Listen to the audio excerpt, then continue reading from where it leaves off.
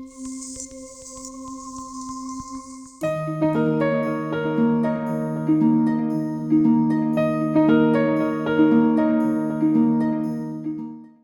right, we can go ahead and get going. My name is Chelsea Parsons, and I'm a consultant with Guidehouse supporting the CDC One Lab initiative. A couple notes about the webinar before we dive in. If you're having any technical issues throughout, feel free to email the One Lab inbox and we'll help you get that sorted. And that's onelab@cdc.gov, and that's onelab@cdc.gov. If you have any questions throughout the session, we really want to encourage you to put them in the Q&A. You'll see in the bottom banner of this Zoom meeting, there's a Q&A function. If any questions arise throughout the entirety of the presentation, please put them in there. We're going to have a Q&A session at the end of the presentation where we'll try and address as many questions as possible. Note that David has posted the link to the live captions in the chat. If you need the live captions throughout the presentation, you'll just need to keep this Zoom page open as well as the live captions page open, and you can follow along as they go throughout. So let's go ahead and jump into the agenda. I'll close out these polls here. All right, so we're going to start by going through a little introduction of today's presenters. We'll talk about some new and featured One Lab resources, some of them being supply chain oriented, so that should be really helpful for this presentation.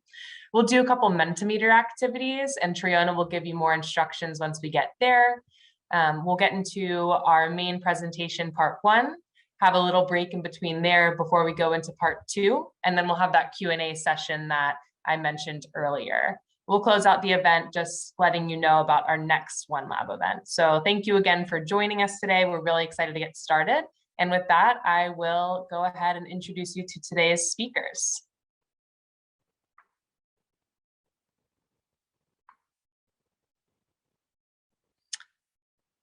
So I'm really excited to welcome Dr. Matthew Pettengill. He's the Scientific Director of Clinical Microbiology at Thomas Jefferson University Hospital in Philadelphia, Pennsylvania. And he's also a diplomate of the American Board of Medical Microbiology. His research interests include developing alternative blood culture methods and rapid blood culture isolate identification assays. Thanks for joining us today, Dr. Pettengill. Secondly, we will be hearing from Dr. Joe Saad today. He's the Vice Chair of the College of American Pathologists Council on Professional and Government Affairs and the past Chair of the College of American Pathologists Federal and Staff Affairs Committee. He's also serving his first term on the Board of Governors. He is Chief of Pathology for the Methodist Health Systems in Dallas, President-elect of the medical staff, and Adjunct Associate Professor of Pathology at the University of Texas Southwestern Medical Center. Dr. Saad received his medical degree from the American University of Beirut. After a research fellowship and internship in general surgery, he completed an anatomic and clinical pathology residency at the University of Texas Medical Branch and a fellowship in cytopathology at Baylor College of Medicine. He has been in private practice at Methodist for 29 years. He is the past president of the Texas Society of Pathologists and has served as a Texas delegate to the College of American Pathologists House of Delegates for many years. He chaired the Texas Society of Pathologists Council on Legislation for 5 years, is a board member of the Dallas County Medical Society, where he serves on the Legislative Council, and he is a delegate to the Texas Medical Association. Dr. Saad, thank you so much for joining us today. I'm now going to pass it over to Dr. Triona Henderson-Samuel from CDC's Division of Laboratory Systems. Thank you so much, Chelsea. And before we get into the main presentation, I'd like to take a moment to orient you to some new resources that we have here at CDC. Next slide, please. So the Introduction to Laboratory Risk Management. This basic level e-learning course provides information on applying risk management principles and briefly describes related practices to emphasize the importance of risk management in laboratory settings. Our next training, Personal Protective Equipment, PPE, lab training, virtual reality. So this is a basic level course designed to enhance laboratory scientists' ability to identify how PPE can help reduce the risk of exposure to hazardous materials, prevent transmission of infectious agents, and demonstrate how to don and doff PPE in the correct order to minimize contamination and potential exposures.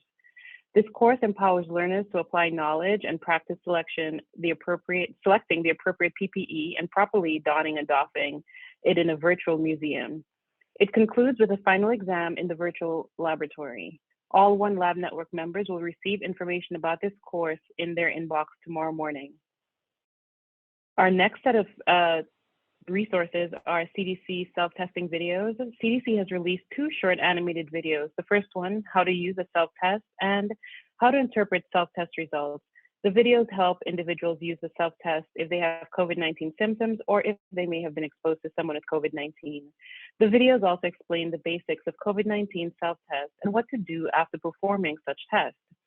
The first video, how to use a self-test, explains the basics of COVID-19 self-test and instructs consumers how to purchase a test, collect a specimen, perform the test, and properly dispose of the test.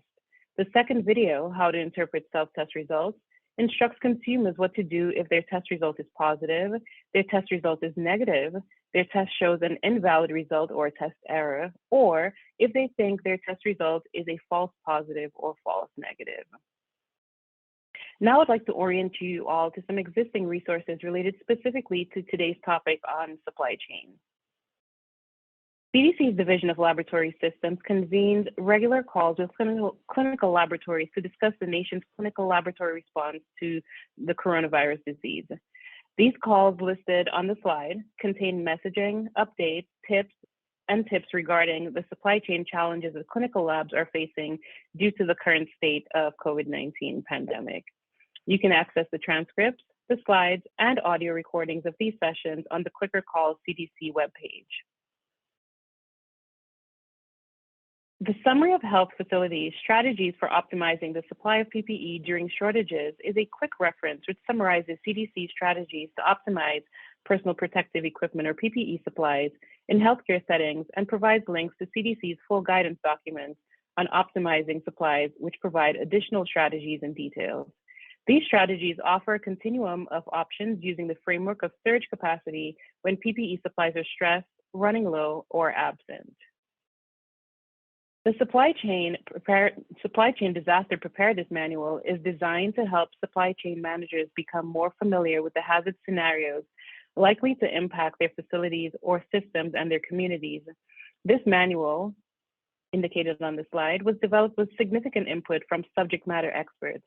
To that end, its purpose is to help supply chain managers become more familiar with the hazard scenarios likely to impact their facilities or system as well as their community, to develop supply chain related plans to help respond to these scenarios, and to develop an all hazard cache of medical supplies to ensure a hospital or healthcare system is prepared for these hazard scenarios. In addition, we've developed a personal protective equipment or PPE burn rate calculator, which is a spreadsheet-based model that will help healthcare facilities plan and optimize the use of PPE for response to COVID-19. The tool will calculate the average consumption rates as referred to as a burn rate for each type of PPE entered in the spreadsheet. This information can then be used to estimate how long the remaining supply of PPE will last based on the average consumption rate. Using the calculator can help your facility make order projections for future needs. And then finally, I would like to make you all aware of some resources that we will be launching very soon. The first one, CDC will offer a training of trainers on packing and shipping Category B infectious substances and dry ice on December 6th through the 17th. A training of trainers is intended to engage lead trainers in coaching new trainers that are less experienced with a particular topic or skill or with training overall. This workshop will build a pool of competent instructors who can then teach the material to other people. Instead of having just one trainer who teaches a course for a long time, there are multiple trainers teaching the same course at the same time in this model. This means a new participant typically gets to watch an experienced trainer teach, completes the exercises, and then practices teaching segments to other participants. The lead trainer and trainer participants should use the CDC professional development best practices. This workshop will be held live via Zoom. Full details will be available on our OneLab webpage in the next few weeks. In the meantime, you're welcome to email Isaiah Hurtado at labtrainingneeds@cdc.gov to learn more. We'll paste this email address into the chat right now. There are 15 spots available for clinical and public health laboratory professionals who train other laboratory professionals as a regular part of their job responsibilities. One lab is developing a laboratory communications toolkit to help laboratories develop plain language communication strategies. And if you remember, we had a session 2 months ago on this. The laboratory communications toolkit will be released later this year. One lab is also developing a sensitivity and specificity job aid to help public and clinical laboratory professionals understand how specificity and sensitivity performance characteristics affect test result interpretation. The job aid will be released later this year. Now, before our main presenters begin, we want to have a quick interactive exercise that we'd like everyone to participate in. So please open up a tab in your browser and go to www.menti, that's MENTI.com, and use the code at the top of the screen, 4877-4703. The link is also being posted for you in the chat box in order to interact with our session. You'll see the statement on the screen that reads, "My organization faced major supply chain issues throughout the COVID-19 pandemic." Please indicate if you agree with this statement by selecting yes, do you not agree with this statement by selecting no, or if you aren't sure by selecting not sure.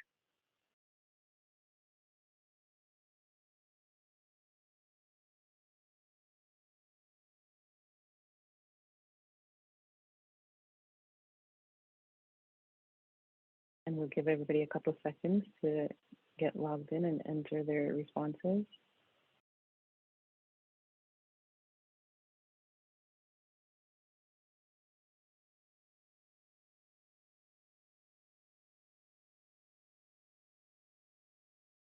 Perfect. 100% of the year. A couple not sure.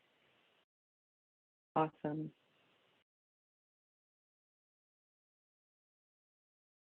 The next statement that you will see on the screen is, "My organization is still facing major supply chain issues." Please indicate if you agree with this statement by selecting yes, do not agree with this statement by selecting no, or if you are not sure by selecting not sure.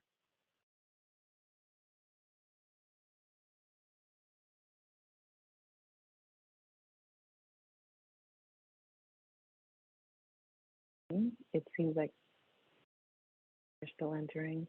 Thank you so much. And our final statement is going to be, "I worry about future supply chain issues."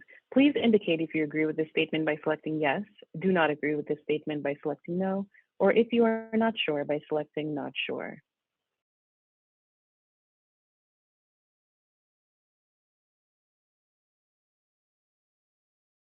Thank you so much for everyone who's participated in this interactive activity. We will be using Mentimeter a few more times throughout this presentation, but now I'll be turning it over to Dr. Matthew Pettengill, representing the American Society of Microbiology, who will be speaking about his COVID-19 experience of clinical microbiology at the Thomas Jefferson University Hospital. Dr. Pettengill? Oh, just sound check quick. You can hear me well? Yes, we Perfectly. can.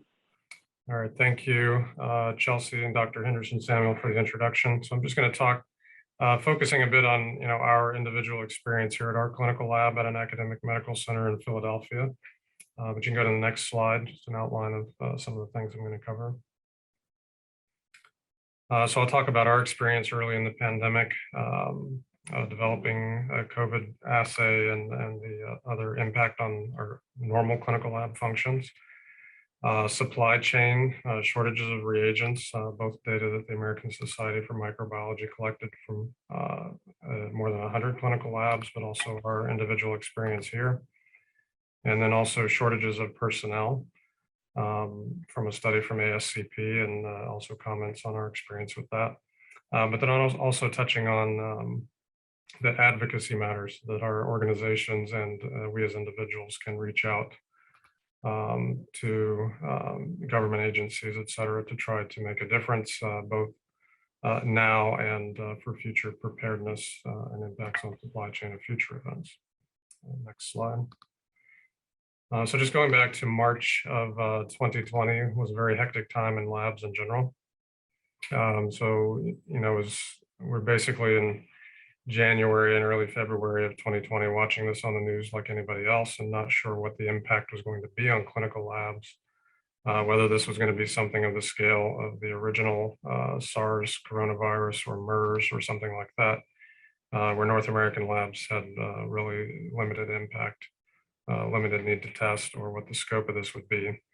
As we approached the end of February, it was pretty clear this was going to be something that we needed to provide testing for in our individual labs, and that the volumes might be quite high. We all learned during this process about the emergency use authorization mechanism at the FDA, which was in place before COVID, but unless you were in a lab who had previously made or considered testing for something like the Zika virus, not something that you had probably had personal experience with, but now we all do. We've all been through the EUA, and these are just a collection of pictures of some of our experience in March of trying to find the equipment to be able to run the CDC assay or something approximately close to it, or any other way that we could get an LDT off the ground. And you can see there's also over on the far right, popping up collection sites, trying to get enough PPE, eventually trying to get enough collection devices. I'll talk about that later. And then also the people in the lab. So in the lower right-hand corner there, one of our lead technologists, Sarah Goss, working at was the second day of COVID testing at our facility, running a modified version of the CDC assay. Go to the next slide. So just a little snippet from our lab developed test modification of the CDC assay. So this was something that we spent an enormous amount of time on. So, trying to acquire nucleic acid from the virus, trying to, as I mentioned, trying to find the equipment, trying to get the materials in place, and train for an assay that we had not run before. In a lab, actually, it was microbiology techs running it over in a separate molecular pathology lab, and wrote up the validation. This was in middle to late March that we submitted this to the FDA and began testing. Actually began testing the day we submitted it, our notification to the FDA, and eventually submitted our EUA.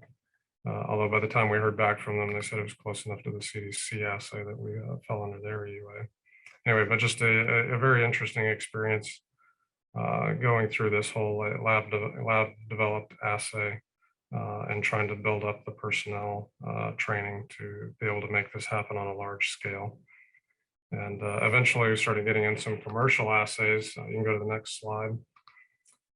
So vendors started to have materials available, and all of these tests are approved under emergency use authorization. And so labs needed some guidance on how do we, from a regulatory perspective, how do we verify or validate these assays? How do we implement them in our labs? What are the QC requirements? There was a lot of assistance along the way from organizations that helped to provide feedback to labs. This was a publication by the American Society for Microbiology's Clinical and Public Health Microbiology, I think, Clinical Practice Subcommittee on guidance for labs of how to implement these EUA assays as they became available. And we, like most labs, brought in a significant number of tests. We didn't end up implementing all of them, but I think we've had at least 8 or 9 different tests that we've used clinically at some point during the pandemic. You can go to the next slide.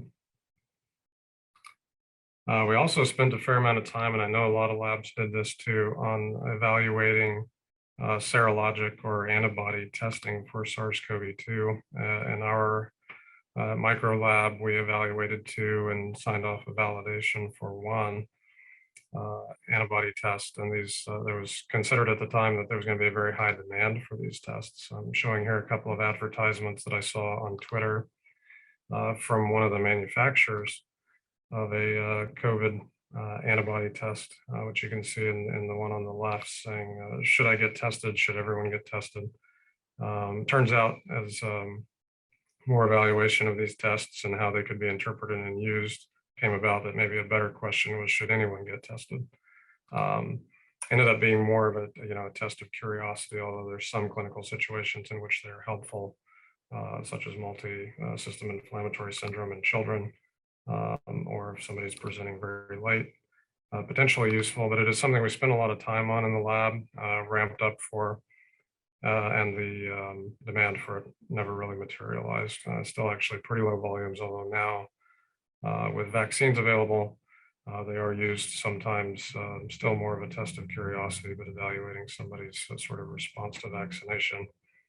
But the demand relatively low, although we wouldn't have known that in the early summer of 2020 when we sort of brought these in. Next slide. We also did some things along the way that we would never have considered really in peace times.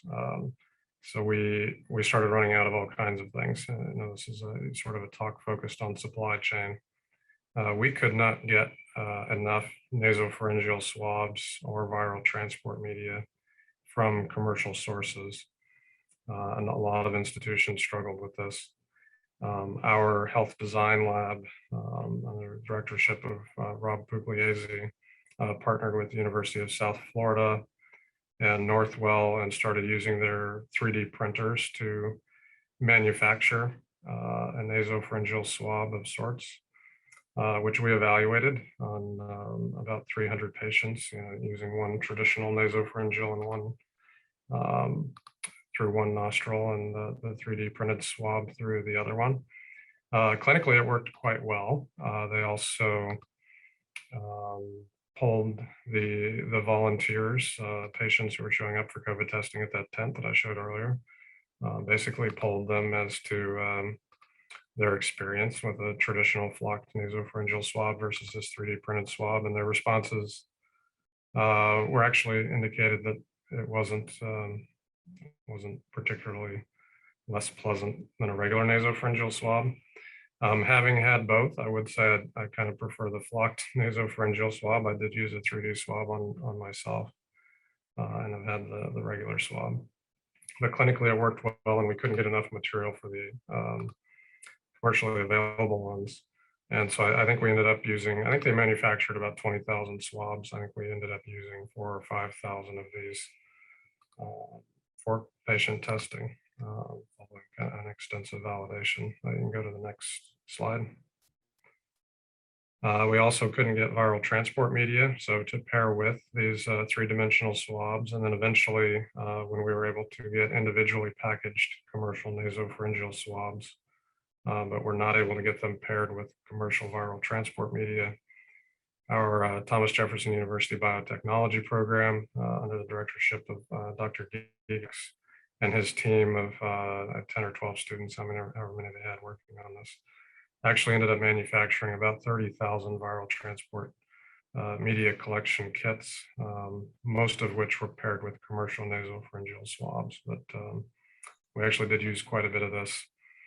We didn't validate that media on every commercial assay that we had, just to sort of limit the extent of validation. So we did limit that testing to certain platforms, just to reduce the number of validations. I can go to the next slide. We also played around with other ways to reduce the reagents that were required to perform the testing. So we, as well as several other institutions, looked at methods skipping the extraction step, basically going straight into a PCR after a heat lysis and heat kill portion of the assay, and had pretty good results for at least for specimens below a CT of about 35 to 37. The sensitivity was performed well in that range.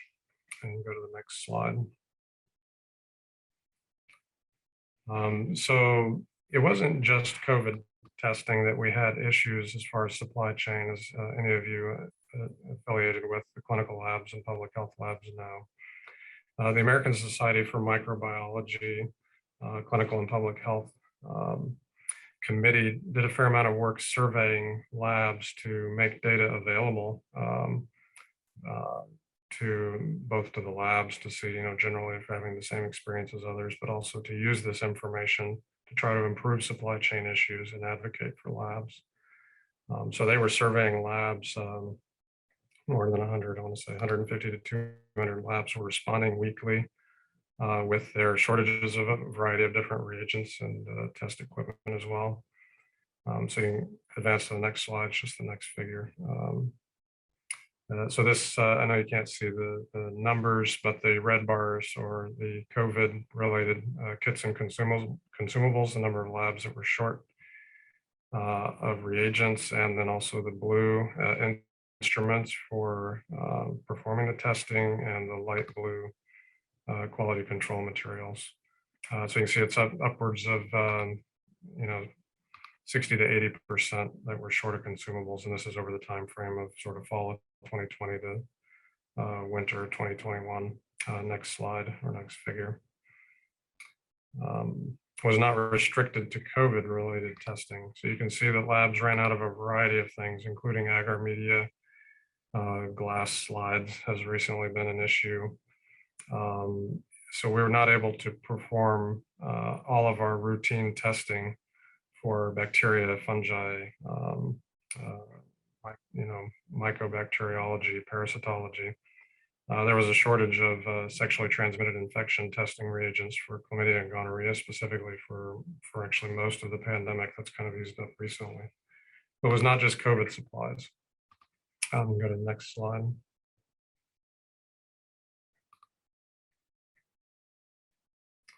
So our lab manager put together this list. I won't go through them individually, but we ran out of a lot of the things that everybody else did. And so it was always a scramble from week to week. What are we out of this week, and how do we try to replace that? And when we can't replace it, putting out disclaimers in our lab results to indicate that testing was not optimal, that we're not unable to get various things that it may impact interpretation of the test results. You see that last note there. One of the things we were short of was people. So you can go to the next slide. I'll just briefly go through this. You can look up the paper yourselves. So it's American Society of Clinical Pathology survey in 2018. Next slide. Vacancy in clinical labs. So you can see here various clinical labs have fairly high vacancy rates. So the number of positions approved for those lab sections, how many of them are open at a given time? I'd say for microbiology, close to 11% of positions were vacant, and also they showed for supervisors, 7% of labs did not have a supervisor at that time, and this was representative of 1,200 labs in the United States. The next slide. I think it's also the sort of expected retirement rate over 5 years from that 2018, and we've experienced some of this as well. You can see ranging from 10 to 27%, microbiology at 17% of all positions expected to retire during that time frame. Next slide. Also mentioned in the outline, advocacy matters, right? So, we can see what our problems are locally, but if we want something to change, we individually or the organizations that represent us or that we serve with can advocate to government agencies to try to make a change. So you can see this is actually something that was a bill submitted in the House of Representatives just over a week ago by Representatives Lori Tran and David McKinley, titled the Preparedness and Infectious Diseases Workforce Loan Repayment Program. Next slide. So this is obviously not approved yet, so nothing finalized about this. It was brought up for discussion in the House this Tuesday. So this is very fresh, and I know they're trying to find representation in the Senate to pick this up as well. But basically trying to advocate for the infectious diseases testing and clinical workforce through trying to provide loan repayment for training programs, for medical lab science programs, and so forth. And you see on the next slide that includes a variety of different professions related to infectious diseases, but includes, you can see down there an M and N, people that have a Bachelor of Science in Medical Technology or certification in medical technology, or as a medical lab scientist. So could impact our field, trying to provide some, loan repayment if you meet certain qualifications, and obviously not finalized, but Just wanted to mention, you can go to the next slide, that this is something that our organizations can help advocate for. The American Society for Microbiology has been active in having their Capitol Hill Day and having a representation meet with members of Congress to try to advocate for the medical technology field and supply chain issues. And this is a letter written to the representatives Lori Tran and Dave McKinley that helped submit that bill in the House last week, and it's from ASM helping to advocate and actually help lead to certain changes in the bill that they thought would better serve medical technologists generally. You can go to the next slide. Signed off by Melissa Miller, who's the chair of the Clinical and Public Health Microbiology Committee, and Stacy Schultz chair as well. You go to the next slide, just briefly go. Not going to name all the people, but obviously a lot of the work done in the lab. A lot of you saw the New York Times special said nobody sees us, right? So a lot of this work is done behind the scenes in a clinical lab and don't get a lot of acknowledgement. Our medical technologists always step up when we have issues. We need overtime, putting in the extra time. And so just a big thank you to all that they've done for our response here at Jefferson. And I know medical technologists around the country have really stepped up during this pandemic in the last year and a half. So thank you again. I know we'll take questions at the end. I'll try to send it over to Dr. Saad. Thank you so much, Dr. Pettengill, for your presentation. And in the interest of time, we're just going to go directly into Dr. Saad's presentation, who will be presenting on behalf of the College of American Pathologists regarding surveys conducted with the laboratory's accreditation to evaluate the impact of the pandemic on pathologists and laboratories. Dr. Saad. Thank you, and thank you, One Lab Network, for the opportunity to speak on behalf of the College of American Pathologists. I'm Vice Chair of the CAP Council on Government and Professional Affairs. Also, I'm a practicing pathologist and a laboratory medical director. Like many or all of you listening today, I've been on the front lines of COVID testing since early March of last year. Next slide, please. So very early on in the pandemic, starting in the early part of March, the CAP began to hear from their members about shortages in laboratory supplies. So the CAP decided to survey the laboratories it accredits to evaluate the impact of the pandemic on pathologists and laboratories. A series of surveys were conducted over the course of a year. I'm going to present data from April 2020, June 2020, and February of 2021. The data that follow are taken from these surveys and focus on the issue of laboratory shortages specifically. These data have helped to inform and educate our members, as well as inform the CAP's advocacy and engagement with Congress and the administration. Next slide, please. So this slide is taken from the survey conducted in February of 2021, COVID impact survey, and recorded the percentages of CLIA laboratory directors and pathologists who perform various testing activities in their laboratories. And I just want to backtrack a tiny bit and kind of put this in context. In our first COVID survey going back to April of 2020, about 59% of labs were performing on-site PCR testing. By June, that number had reached 76%, and that has held steady since then over the past year. Somewhere between 75 and 80% of the labs who were surveyed have been conducting on-site COVID-19 PCR testing. In this table here, we can see the percentage of labs and CLIA directors and all respondents that were doing high throughput testing. I'll focus on the left-hand columns of all respondents, about 52% high throughput, 53% pretty similar non-high throughput, 37% antigen testing, for whatever it's worth, about 49% or so antibody testing.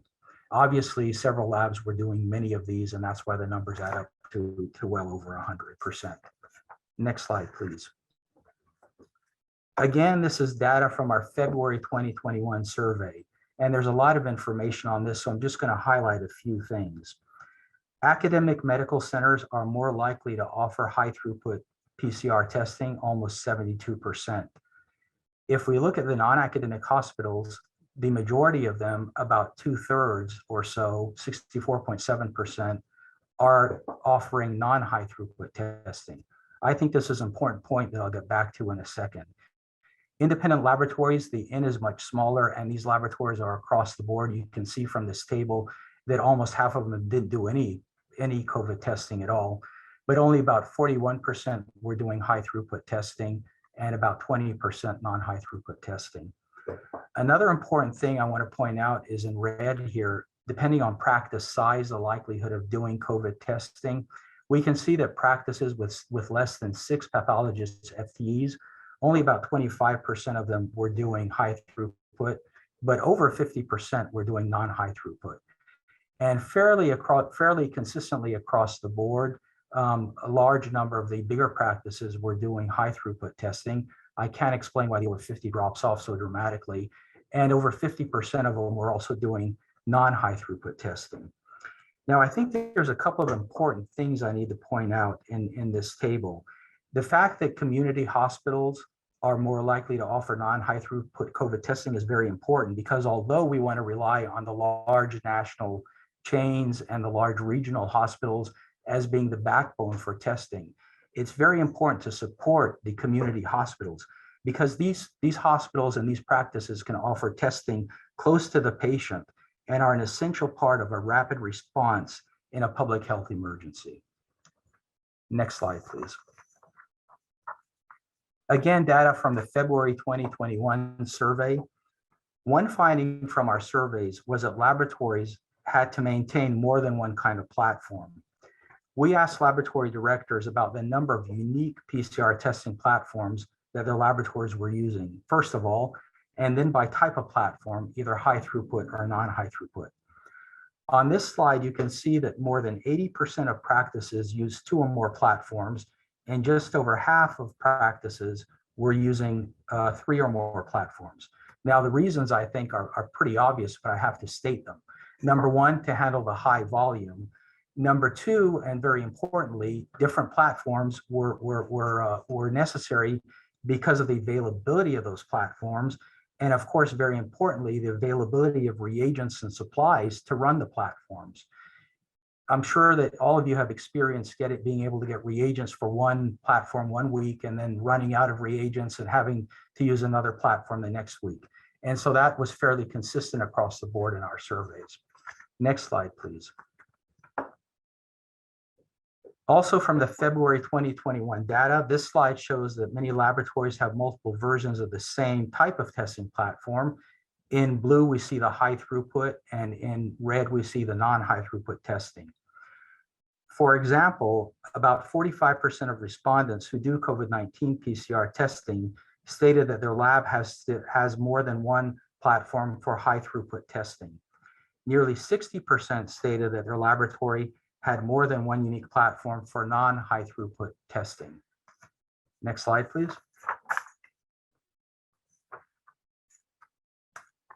This slide shows that the laboratory directors reported problems acquiring reagents across the board. And while it suggests that there's been an apparent easing over time, if we look at April 2020, for example, and compared to February 2021, you can see that even in February 2021, there were still severe shortages in some areas. 45% of laboratory directors reported it was either difficult or very difficult to obtain reagents for platforms or testing supplies. 30% stated that it was very difficult to obtain pipette tips. And the reason we don't have data for that from June and April is because we didn't ask that question until February of 2021, so we have no other data to provide. But anecdotally, I'm sure all of you have heard and experienced the fact that anything plastics was in short supply for the duration of the pandemic. And we currently, we're still in the pandemic now, but we're still experiencing severe shortages in some plastics. We heard earlier that there were issues in the clinical microbiology lab with sexually transmitted disease infection reagents testing. Certainly that's been a consistent message we've heard from our members. Early this year, there were severe shortages in blue top tubes, more recently pink top, green top, and even purple top tubes. And while some of those have eased somewhat, we're still experiencing severe shortages in blue top tubes. Again, if you look down this table, you can see instruments, severe, very difficult to obtain in April, 42%, down to 19% in February. Viral transport media, 62%, down to 17%. And again, many labs, including ours, resorted to making our own VTM. Personal protective equipment from 42% to 16%, et cetera. More recently, in June of this year, the CAP fielded a practice leader survey, which found that the difficulty was actually much lower in many areas. But the data were collected prior to the emergence of the Delta variant and the widespread Delta variant in the country. And so anecdotally, we've heard since then with the Delta surge that there were spot shortages of many of these supplies listed here. Next slide, please. Again, from the February 2021 survey, we asked CLIA laboratory directors to identify which staffing difficulties related to COVID-19 testing their laboratories had faced in the prior 3 months that limited their ability to provide COVID-19 testing. Nearly 60% of respondents that provided COVID-19 testing reported that they faced some kind of staffing difficulty. The most frequent difficulty was testing personnel, and that was cited by 43.4%. Over 1/3 of these laboratory directors cited difficulties in obtaining adequate personnel for specimen collection, and nearly 1/4 of those that responded cited problems in obtaining adequate numbers of accessioners. All these can lead to backlogs and difficulty in testing, obviously. And as was mentioned by Matthew about staffing problems, I can tell you these have only gotten worse over the course of this pandemic across the laboratory workforce. We've seen higher burnout, we've seen early retirements, we've seen laboratory professionals just quitting or taking other jobs. We need to focus on the wellness and resilience of our workforce in the laboratory. Next slide, please. So what are some of the lessons we've learned over the course of this pandemic? Testing supplies will be strained as laboratories ramp up capacity and try to meet demands for testing in their communities during a healthcare crisis. Our healthcare system needs a reliable source for testing materials during pandemics.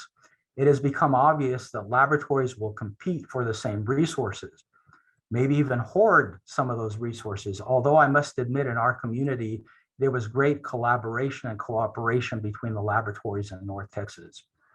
Supplies need to be targeted to hotspots, and they need to be targeted effectively and transparently. We can and must improve the monitoring and communication of shortages of testing supplies when they occur. We definitely need to address the workforce pipeline for laboratory professionals. Critical level before the pandemic, now at an even more critical level. We must have testing supplies available close to the patient. Although the network of large laboratories and regional laboratories is important, certainly the ability to test in our communities is essential as well. Next slide, please.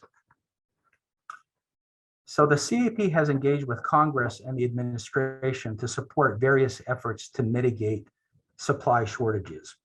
In our engagement with Congress, the CAP, for example, has supported strengthening the strategic national stockpile. The CAP further supports establishing state stockpiles for medical products and supplies needed during a public health emergency. The FDA's fiscal year 2022 budget includes $21.6 million for a new resilient supply chain and shortage prevention program to be housed in the Center for Devices and Radiologic Health. This fund will provide for the first time resources to establish a permanent program for U.S. supply chain resilience for medical devices. The funding will help stand up this program, which will build on the work done to implement the CARES Act during the COVID-19 public health emergency, and will focus on strengthening the domestic supply chain through investments in preventive measures, identifying potential medical product supply shortfalls, continuing surveillance, and rapid intervention. The program will enhance the FDA's ability to enable rapid intervention to prevent and mitigate supply chain interruptions through proactive regulatory measures and partnerships with industry, healthcare providers, patients, and others, development and application of state-of-the-art supply chain intelligence for predictive modeling, early signal detection and continuous surveillance, and fostering a more resilient domestic supply chain through investments and preventive measures that can help to avert shortages before they occur. The CAP stands ready, able, and willing to serve as a resource for federal agencies by providing them with additional information and expertise. So thank you very much. And with that, I'll turn it back over to Jay-Z and Triana. Thank you so much, Dr. Saad, for your presentation. And so for our members, we have some time, about 10 minutes for questions, or about 8 minutes for some questions. So let's start off with our final Mentimeter question. So if you're having an issue seeing this question, please refresh your screen. But the question will read, what questions do you still have concerning supply chain issues? Oops, we have a different one on the screen. So what were your most challenging supply chain issues? And so your answer choices are yes, no questions at the time, how to coordinate. Yes, okay, so some of you are being specific, perfect. Yeah, these are some answers that we've already gotten in. Okay, perfect, thanks.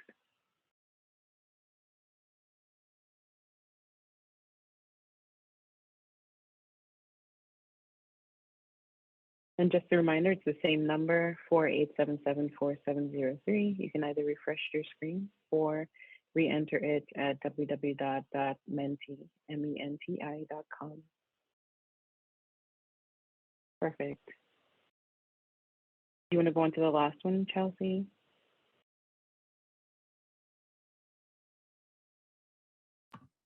Okay, there are more questions coming in. Jay-Z, are you on screen? Hi, are we starting the Q&A now?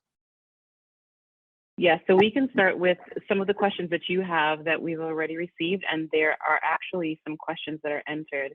So 2 options, you guys can either use the Q&A function in Zoom, or as you are currently doing, entering some of the questions. Thank you, Chelsea, for scrolling through the Mentimeter. All right, awesome. So we're going to spend the next couple of minutes answering some of your questions, and thanks in advance for putting them in the Q&A. If we don't get to them today, please send us an email, even if you have questions after today's meeting. So I'm going to start with our first question. Should my lab outsource non-essential testing? And I think Dr. Pettengill and Dr. Saad could both answer this. So I'm just going to start with Dr. Pettengill and see what he wants to say first. Yeah, I mean, I suppose it depends on what you mean by non-essential testing and what the staffing issues are for that particular lab. I know some labs have had to outsource testing that they otherwise would never do, but they've had so many departures of medical technologists during COVID. One hospital lab that I'm familiar with has 50 FTEs and has 18 openings. And so they're having to send out testing just because they cannot possibly perform all of the work. So it's something that the lab director would have to consider carefully, what's acceptable for turnaround time and what kind of testing could be sent to reference laboratories. It's something kind of you'd have to weigh each situation separately. Great, thank you. Dr. Saad, do you want to add to that? Yeah, I would add to that. I agree with Matthew. Just as a last resort in our laboratory, I mean, sometimes you have to. We don't want to. But for example, with the sexually transmitted infections, we couldn't get supplies for almost a year. I don't know if you consider that non-essential. I certainly wouldn't. But we were forced to outsource for about a year our gonorrhea and chlamydia testing. So I would say in general, as a last resort, if you're unable to do the testing, either because of lack of personnel or lack of supplies, you may have to. Obviously, the preference is not to outsource if you can do it in-house. Okay, great, thank you both. All right, so how will supply chains improve for small clinical laboratories or even tribal laboratories? I'm sorry, can you repeat the question? How will? Yeah, sure. So how will supply chains improve for small clinical laboratories or even tribal laboratories?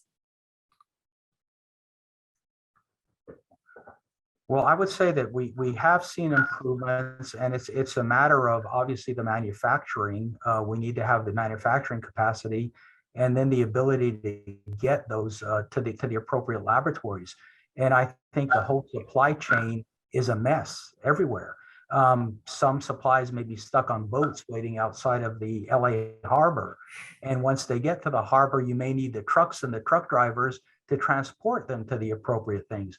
So I think that the manufacturing has certainly improved. Perhaps the distribution is still a problem, but in general, I sense that there's been pretty substantial easing in supply chain issues. Yeah, fortunately, it has improved. Part of the question being the small labs. I think small labs are at a disadvantage because they have less ability to have the flexibility of having multiple platforms in some cases. Just don't have the budget for that. And also, to be honest, the vendors, when they're allocating reagents, are going to favor the larger accounts. And so I do think there's pressure on smaller labs, and maybe that's something that the government or other organizations like CAP can try to help advocate for those small labs where they may be disadvantaged and be kind of at the end of the line when there's shortages. Okay, great. Thank you both. And I guess a follow-up question to that is, when do we know if it's time to execute a backup plan for supplies? By almost the entire pandemic, we've been on our backup plan for supplies, for various things. So it's, I guess just emphasizing the need to have a backup plan. Reagents that we never thought we would run out of, we have. And so that's kind of forced us to, make a list of what's the alternate for a variety of things. So it's hard to come up with, some kind of numeric or something to say when you would switch, but you do need to have one. Yeah, and I would add, please don't accuse me of hoarding, but we typically like to keep 4 to 6 weeks of supplies on hand. When we start to drop below about 4 weeks, we start to look at a backup plan and look at outsourcing some of our testing. That's kind of our threshold, is about 4 weeks. Okay, great. Thank you both. Can I use expired COVID-19 tests? And if so, how do I monitor this?